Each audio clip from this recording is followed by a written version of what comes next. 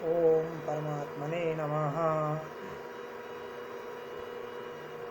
तस्य संजयन हर्षं कुरु वृद्धः पितामहः सिंहनादं विनिधोच्चे शंखं दद्मो प्रतापवान।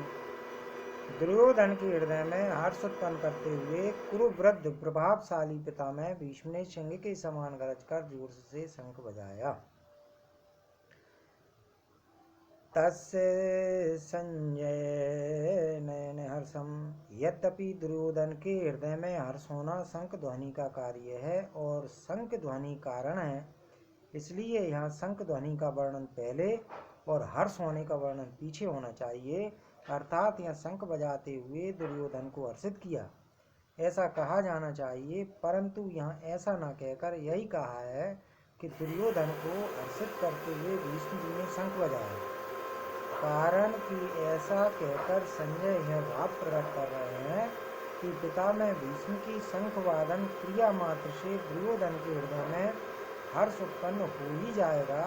भीष्म जी के इस प्रभाव को द्योतन करने के लिए ही संजय आगे प्रतापवान विशेषण देते हैं। कुरुवृद्धः।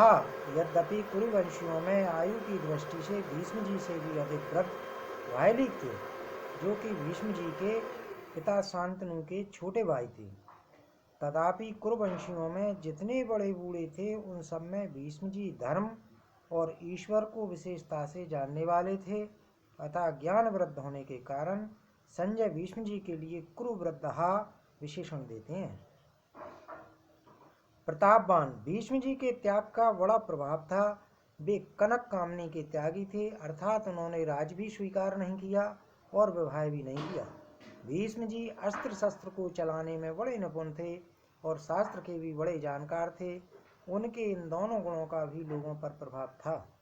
जब अकेले भीष्म अपने भाई विचित्रवीर के लिए काशीराज की कन्याओं को स्वयंवर से हरकर ला रहे थे, तब वहां स्वयंवर के लिए इकट्ठे हुए सब क्षत्रिय उन पर टूट पड़े, परंतु अकेले भीष्म जी ने उन सबको हरा दिया जिनसे भीष्म अस्त्र शस्त्र की विद्या पढ़े थे। उन गुरु परशुराम जी के सामने भी उन्होंने अपनी हार स्वीकार नहीं की। इस प्रकार शस्त्र के विषय में उनका क्षत्रियों पर बड़ा प्रभाव था। जब भीष्म सरसैया पर सोए थे, तब भगवान श्री कृष्ण ने धर्मराज से कहा कि आपको धर्म के विषय में कोई शंका हो तो भीष्म जी से पूछ लें, क्योंकि शास्त्र ज्ञान का सूर्य अस्तांचल को जा रहा है, अर्थात भीष्म जी इस लोक से जा रहे हैं। इस प्रकार शास्त्र के विषय में उनका दूसरों पर बड़ा प्रभाव था। पितामह। इस पद का आशय यह मालूम देता है कि दुर्योधन के द्वारा चालाकी से कही गई बातों का द्रोणाचार्य ने कोई उत्तर नहीं दिया। उन्होंने यही समझा कि दुर्योधन चालाकी से मेरे को ठगना चाहता है, इसलिए वे चुप ही रहे। परंतु पितामह होने के नाते भीष्म जी को दुर्योधन की चालाकी में उसका बचपना दिखता है, अतः पितामह भीष्म द्रोणाचार्य के समान चुप न रहकर वात्सल भाव के कारण दुर्योधन को हर्षित करते हुए शंख बजाते हैं।